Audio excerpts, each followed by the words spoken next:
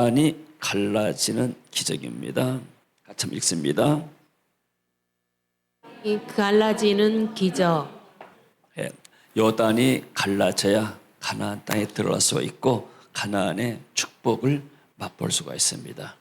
그래서 어떻게 하면 요단이 갈라지는 기적이 일어나는가? 자, 이스라엘 백성이 광야에서 40년 생활했습니다. 자, 이제 가나안으로 입성하는 지점이었는데 그 길목에가 요단강이 가로막혀 있습니다. 자, 우리가 어떤 큰 삶의 돌파구가 있기 위해서는 반드시 그 안에 어떤 가로막힌 것들이 있습니다. 고등학교를 졸업하고 대학 가려면은 대학 시험이라는 그런 요단강이 있습니다. 그 요단강을 건너야 대학에 합격할 수가 있고, 또 대학을 졸업하고 직장 가는 것도 요단강이 있습니다. 그 요단강을 건너야 그 직장에 들어가서 그 직장에 축복을 누릴 수가 있는 것이죠. 그래서 이 요단은 누구나가 다 건너야 할 강입니다. 이스라엘 민족들은 어떻게 해서 요단강을 건넜는가?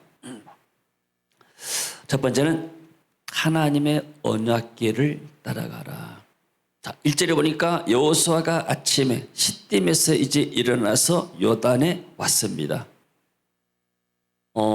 이스라엘 민족들이 이렇게 여행하는데 반드시 어떤 질서가 있었고 또 명령체가 있었겠죠. 근데 요단에 와가지고 바로 건너가지 않습니다. 시간도 물론 안 맞겠지만은 거기에서 3일 동안 유숙을 합니다. 유숙하면서 뭐 하는가?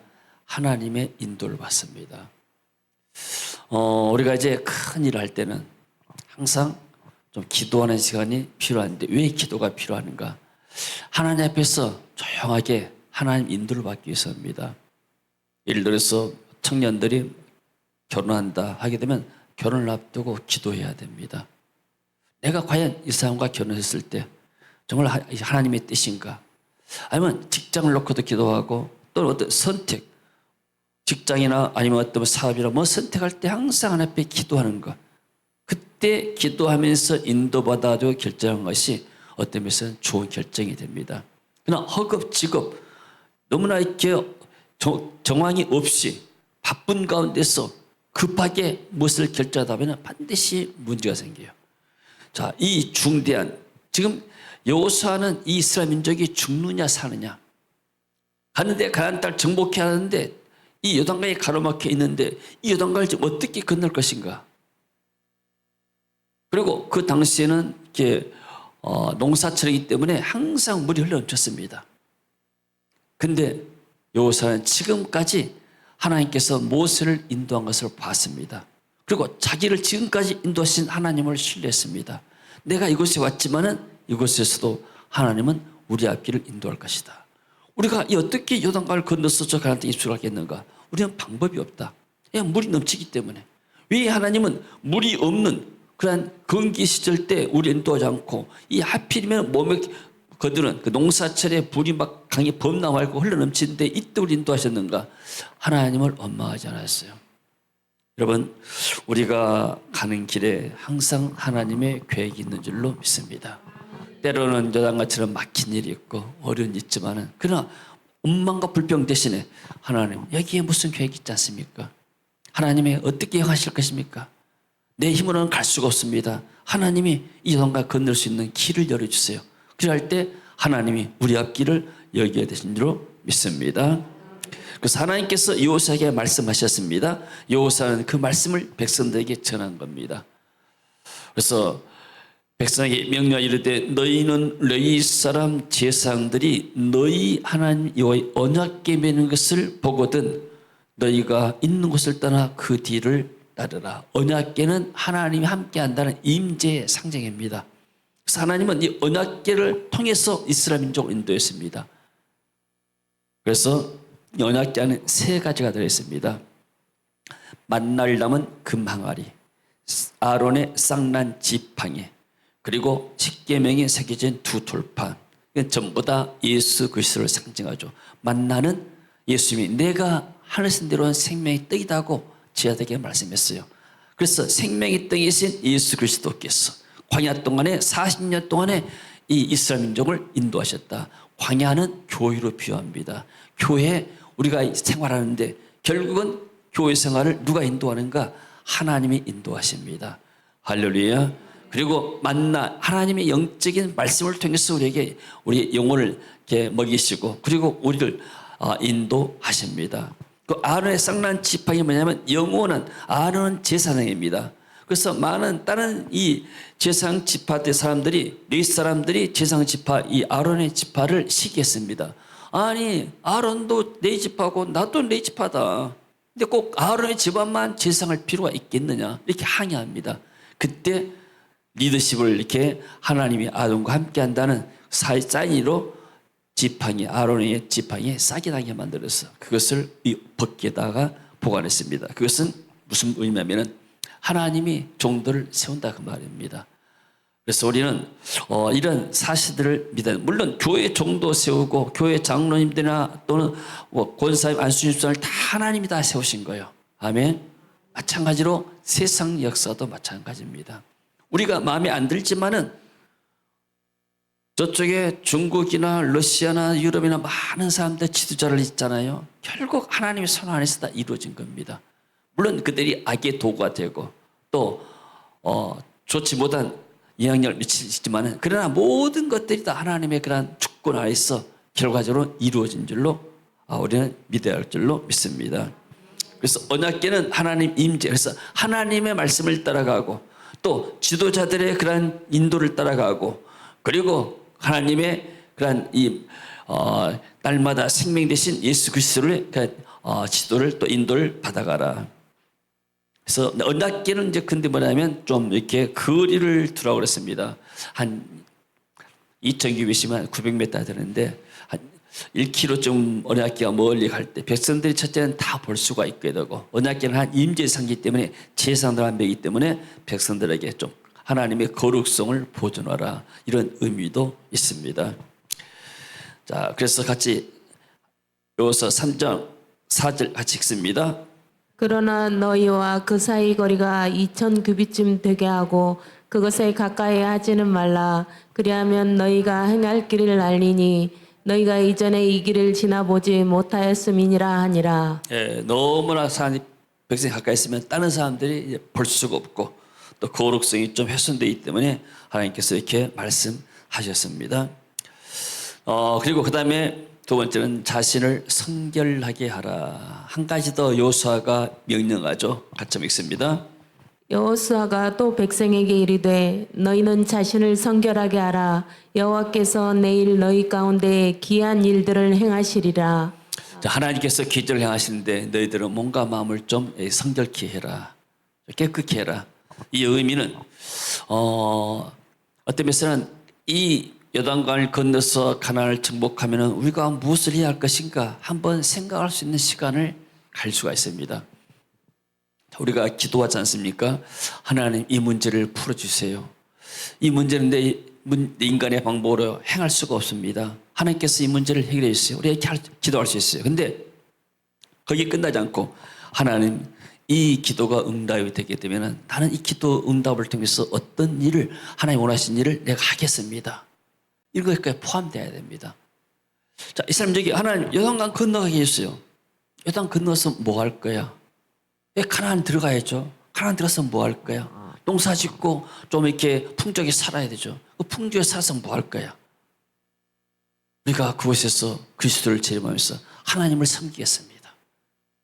그런 어떤 이 마음에 각오가 있고 마음에 어떤 도전이 있어야 되지 않습니까? 마찬가지로 너희들을 성결케 해라. 너희들이 지금까지 지내온 모든 것들을 한번 되돌아봐라. 너희들이 광야에서 40년 전 살았지 않느냐. 지금 이제 요단강 건너면 이제 축복의 땅이 앞에 와 있다. 그때 너희들이 들어가서 뭘 것인지 다시 한번 곰곰이 생각해보고 계획을 세워라. 항상 하나님의 축복도 하면은 우리가 축복에 맞는 또 사명이 있는 줄로 믿습니다. 할렐루야. 네. 그래서 근데 여기 나가는데 제사장들에게 말해줘. 언약궤를 메고 백성 앞에 건너라. 제사장들은 올라오면 교육자들, 또 올라오면 하게 되면 교회 장로님들, 이런 사람들이 교회 중직자들이 언약궤를 메고 어떤 면에서는 예수 그리스도에 맡겨진 사명 십자가를 지고 먼저 가라. 항상 우리가 이렇게 먼저 기름 부음 받고 먼저 리더가 된다는 것은 리더는 뭐예요? 예수님처럼 우리 자신이 먼저 희생하는 것을 말하죠. 앞장서서 가는 것이죠. 자, 그런 간증했지 않습니까? 자, 방글라데시를 두 번째 오라 했는데 첫 번째 가지고 얼마나 고생했던지 가기가 싫어요. 거기는 그 치탁교 갔었는데 거기 강물이 아주 흙탕물이에요. 그 사람들은 강이 또 바다가 파랗다는 것을 이해를 못해요. 그리고 길은 좁은데 차 다니고 빵빵거리고 또 리어커 같은 거 인력거 다니고 동물 짐승들 다니고 사람들 다니고 얼마나 복잡한지요. 또 거기는 이슬람이 국교예요. 그래가지고 이렇게 어떤 면에서는 기독교인들이 맘 놓고 표현을 못하는 그런 것입니다. 또 가서 얼마나 이 고생했든지 다시는 이제 가고 싶지 않다고 그래요. 그러면 내가 다녀와가지고 네트 못 사람들한테 야, 방글라데시 정말 매력 있는 곳이더라 이렇게 해야 되는데 내가 그것까지 생각 못하고 아이고 다시는 가고 싶지 않더라고. 그러니까 그 다음에 방글라데시 가실 분 신청을 하니까 아무도 안 해요. 이분들 눈치를 채버리고. 그래서 핑계가 좋았어요. 네트 목사인데 한 사람도 갈 생각 없으니까 나 혼자는 못 가겠다 핑계 달라는데 마지막으로 김발 목사님 내가 갈란다고 그래요. 그래서 이분이 혼자 영어도 안 되고 갈 수도 없잖아요. 그런데 거부할 수가 없어가지고 정말 맞지 못해서 표를 이렇게 탔어요. 비행기 타는데 우리 어장님 전날 보고 오셔가지고 이쪽 사태에 오셔가지고 목사님 제가 이런 말씀을 드려야 할지 안 할지 모르는데 꿈을 꿨는데 목사님이 좀 이렇게 좀 어려움 당하는 꿈을 꿨다고. 그때 내 생각할 때 좀 진지하게 말씀하시지. 그러면 내가 표는 안 끊어 드는데 핑계대고 이 표 다 끊어고 내일 가려는데 그때 또 어떤 마음이 드냐면은 가고 싶지 않는 마음이 들었는데 그때 딱 든 마음이 내가 위험하다고 이럴 때 몸을 사리고 안 가게 되면 누가 다음에 딱 나서겠느냐. 리더가 앞장서서 어떤 위험한 상황 속에서도 앞장서서 나가야지. 좀 위험하다 해가지고 몸 사여버리고 안 되면 어떻게 되겠느냐. 누가 날 따라오겠느냐. 그런 생각이 들었어요. 그래서 주님 좋습니다. 내가 어떤 위험이 있더라도 기도하면서 다녀오겠습니다. 그러면서 기도했습니다. 하나님, 내가 이 위험한 방글라데시가 좀 이렇게 상당히 좀 종교적으로도 좀 어려운 것이기 때문에 위험한 여행을 이 방글라데시 여정을 내가 주님의 손에 올려드리는데 내가 앞으로 남은 선교 사역에 씨앗으로 심겠습니다. 그래서 말이 무슨 말이냐면 내가 이거 다녀오게 되면은 하나님 내 나머지 모든 선교 일정을 다 평탄하게 해주시고 아무 사고 없게끔 그렇게 해달라고 그런 기도를 했어요. 그러니까 쉽게 말하면 보험을 든 거예요. 내가 이번 방글라데시 여행이 내 앞으로 선교 사역의 보험입니다. 그런 의미예요. 근데 출발할 때부터 우리가 이제 다카라는 도시에 그 수도에 내려가지고 다시 또 비행기 국내선 타고 가는데 이 김발 목사님도 분위기를 좀 아시니까 갈 때부터 긴장이 돼요. 다 이제 저쪽에 아주 이제 시골에 들어가가지고 마지막에 토요일 날 끝나고 오후에 점심 먹고 나오는데 앞에서 막 차들이 밀려와요.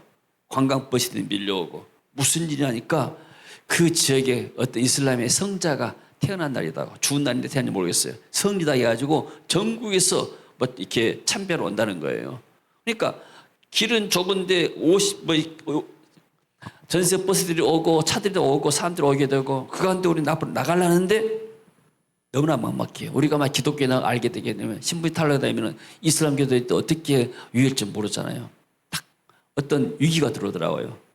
그래 내가 네트 목사님한테 그때 문자로 이렇게 했어요. 정말 우리가 사역 마치고 돌아가는 길에 좀 이슬람 이렇게 사람들이 성이다 해서 너무너무 이파들이 많다고 나갈 수가 없다고 좀 기도해 달라고. 그렇게 했는데 기도하는데 하나님 이 길을 극복하게 해주세요. 이렇게 기도하는데 그때 하나님께서 내게 말씀을 주셔요. 내가 이사야서 43장의 말씀 내가 불관되어 갈지라도 불꽃이 너를 사지 못할 것이요 내가 물관되어 갈지라도 물이 너를 침몰하지 못할 것이다. 딱 그 말씀을 주니까 마음에 힘이 오더라고요. 하나님께서 우리에게 힘을 주구나. 근데 그 말씀을 받는 순간에 왜 내가 이 위기 때 이 말씀을 생각하지 못했을까? 주장하지 못하고 좀 이렇게 겁먹었을까? 이런 생각이 들어요. 그러니까 우리가 말씀을 외워야 할, 암송해야 할 이유가 뭐냐면 위기 때 그 말씀을 묵상하면은 그 말씀이 힘이 되고 우리를 지켜주는 거예요. 근데 한 내적 목사의 문자가 답장 왔어요. 똑같은 말씀을 내게 문자로 보내온 거예요. 확증이잖아요. 아, 하나님이 우리를 지켜주구나. 그러고 났더니 나중에 길이 열려가지고 우리가 시다공원을 무사히 왔습니다. 자, 이 말은 무슨 말이냐면, 자, 우리가 복음을 위해서 우리 먼저 기름 부음 받은 사람들이 앞장서서 나갈 때, 그래야 성도들이 따라오고 앞장서 나갈 때 그것이 바로 우리의 사명이 된 줄로 믿습니다. 그러니까 장로님으로 이렇게 다른 사람들은 교회 일이 나의 일이 되고 하나님 일이 나의 일이 되고 이렇게 마음먹을 때 교회가 든든히 나가야 되고 하나님 맡겨진 귀한 사명들을 감당해야 될 줄로 믿습니다. 아멘. 할렐루야. 아멘. 자, 그리고 믿음으로 발을 내디디었습니다. 하나님의 말씀이 있는 곳에 기적의 역사가 일어납니다. 같이 한번 읽습니다. 여호와께서 여호수아에게 이르시되 내가 오늘부터 시작하여 너를 온 이스라엘의 목전에서 크게 하여 내가 모세와 함께 있었던 것 같이 너와 함께 있는 것을 그들이 알게 하리라. 너는 언약궤를 맨 제사장들에게 명령하여 이르기를 너희가 요단 물가에 이르거든 요단에 들어서라 하라. 여호수아는 지금 뭐 하냐면 자기의 어떤 지략, 어떤 전략을 말하는 것이 아니고 하나님께서 주신 말씀들을 그대로 전파하는 거예요. 별로 힘들 것이 없죠. 여러분 신앙생활이 어렵습니까? 아니면 힘이 듭니까?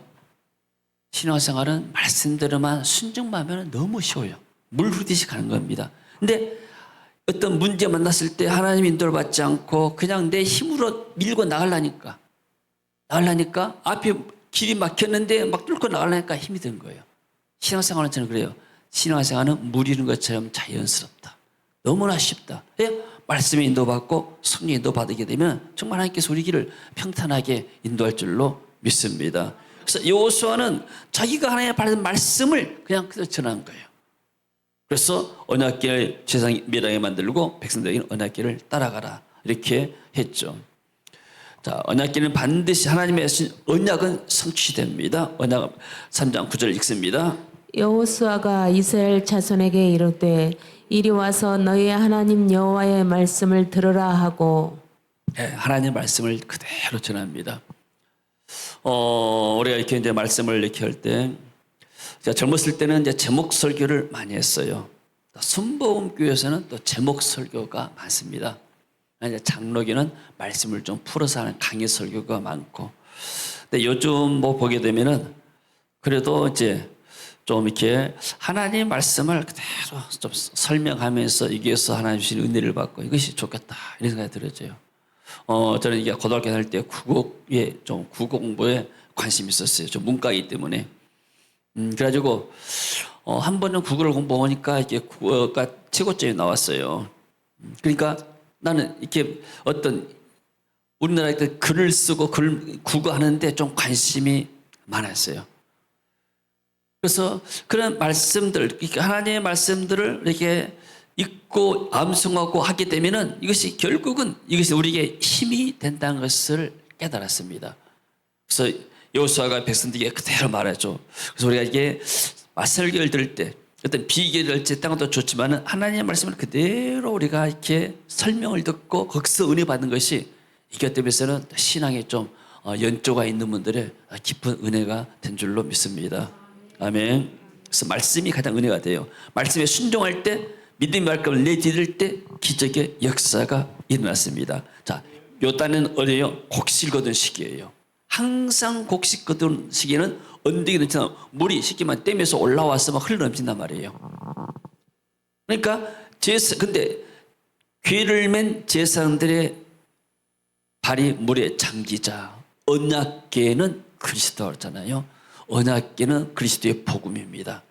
복음이 가는 곳에 하나님의 기적의 역사들이 일어나게 됩니다. 위에서 흘러내던 물이 그쳐서 사르단에 가까운 매우 멀리 있는 아담성의 변들이 일어나 한 곳에서 이거 마치 홍해를 그는 것 같아요. 그러니까 이스라엘 민족들은 이 사람들이 홍해의 그런 기억들이 있잖아요. 그리고 들었잖아요. 그러니까 우리 민족이 홍해를 건넜다. 그때 하나님께서 홍해물에 애굽의 병거들 다 수장시켰다. 우리는 홍해를 마른 땅같이 건너왔다. 이런 항상 그 기적을 기억하는데 자기들이 이것을 기적을 체험하게 됩니다. 그러면서 하나님의 모습을 썼던 것처럼 하나님 지금 여호수아를 쓰고 있구나. 하나님이 여호수아의 리더십을 세워주고 그리고 그 리더십을 통해서 가나안 땅을 정복하는 데 힘이 되게 만들었습니다. 할렐루야. 아멘. 제가 이제 좀 이렇게 텔레비 보게 되면은 요즘 뭐 법관들이 나오고 뭐 정치인 국회의원들이 나오고 뭐 보게 되면은 나는 어렸을 때는 뭐 법관들은 굉장히 뭐 이렇게 엄하고 화려하게 생기고 국회의원들도 뭐 우리보다 좀이 굉장히 다르게 좀 생기고 좀 그렇게 권위자들 생각했어요. 근데 지금 얼굴 보니까 우리랑 뭐 다 똑같더라고 보니까. 텔레비 나온 사람들이 보니까 다 우리 보통 사람들이에요. 그냥 그 자리에 앉아 있어. 법복 입고 국회의원 자리에 앉아 있고 뭐 그것만 다르지 사실은 다 똑같습니다.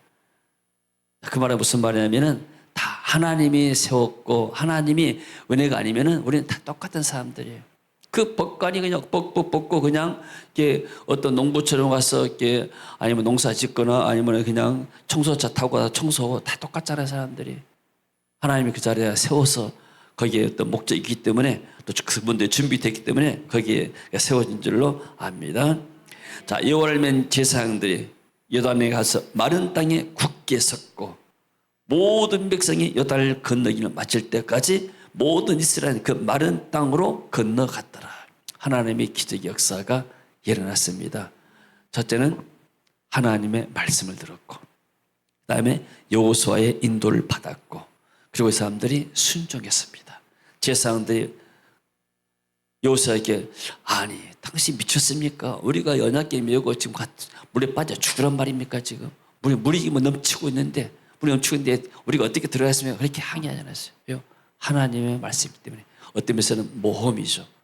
죽느냐 사느냐마는 말씀에 순종할 때 기적이 일어났고 자기만 산 것이 아니고 모든 이스라엘 민족이 다 같이 살게 된 줄로 믿습니다. 할렐루야. 자, 왜 이스라엘은 요단을 건너서 가나안에 가야 했는가? 가나안은 하나님이 아브라함이 주신 약속의 땅입니다. 아브라함이 그 약속의 말씀을 믿고 저 갈대아우르에서 빠져나왔습니다. 그리고 나서 다시 이스라엘 민족이 기근 만나가지고 야곱의 때 애굽 가서 400년을 살았죠. 그리고 하나님이 약속했습니다. 요셉을 통해서도 약속했고 다시 하나님이 가나안 땅으로 너희들 인도할 것이다. 그래서 요셉이 유언하죠. 만약에 하나님이 너희들을 가나안 땅 인도할 때 내 해골을 메고 가나안 땅에 가서 이렇게 장사해라. 그런 유언을 얘기했잖아요. 가나안이 왜 중요한가? 하나님이 약속의 땅인데 약속 그리스도가 오실 땅입니다. 그래서 그리스도가 가나안 땅에 오셔가지고 십자가 지시고 구원을 이루셨고 그래서 이 구원이 온 땅에 증거되고 그 구원의 말씀이 복음의 말씀이 오늘 한국까지 전파됐습니다. 할렐루야. 이번에 저희가 이게 뽀락 갔다 왔잖아요. 뽀락 땅을 한국 선교사님이 샀다 했잖아요. 수비계의 그 메인 큰 처치, 교회, 그 땅이 한 1,300평 정도 돼요. 근데 그 예배 땅을 건축 시작을 한국 교회에서 해줬어요. 사실 끝까지 다 해주겠는데 한 절반 정도 이렇게 후원했다 하더라고요. 그리고 나중에 안티폴로에 갔어요. 안티폴로니까 그 예배당 앞에가 머릿돌에가 뭐 써있어요. 쓴 거 읽어보니까 한국의 어떤 부부가 자기 아들의 이름으로 교회당을 이렇게 헌당했다. 그래서 영신교회 교회 어떤 집사님인가 집사님 부부가 그 아들의 이름으로 봉헌 했다. 이렇게 써있더라고요. 머릿돌에가. 이제 그걸 보고 한국교회 선교사들이 한국교회가 이렇게 많은 일들을 했구나. 그 갈 곳마다 많이 도와줬어요. 선교사들이 예배당 지는데 또 뭐 건축하는데 땅 사는데 많은 도움을 줬습니다. 그런데 이제 안티폴로가 선교사한테 물어봤습니다. 이 교회가 한국교회에서 헌화가 있느냐니까 예배당만 지어주고 그대로 후원은 물질적인 후원은 없고 그냥 예배당만 지었대요. 거예요. 그래서 지금은 이제 뭐냐면은 그런 한국교회가 그만큼 큰 일을 많이 했어요. 필리핀 선교사를 보내면 선교사님들이 한 구원자를 찾아가지고 예배당 지어주고 또 거기에서 신학교 세워서 학생들 해주게 되고 근데 이제 이 선교사님들이 나이가 들어가요. 그리고 주는 사역은 끝도 갔다 없습니다. 우리가 구제 사역 하려고 되면 우리가 뭐 있는 힘으로 필리핀 원인 마을 하나나 어떤 한 도시를 부자해서 못 하잖아요. 대신에 그 사람들에게 고기 잡는 법을 가르쳐 줘야 되잖아요. 그게 바로 우리의 지배였습니다. 할렐루야.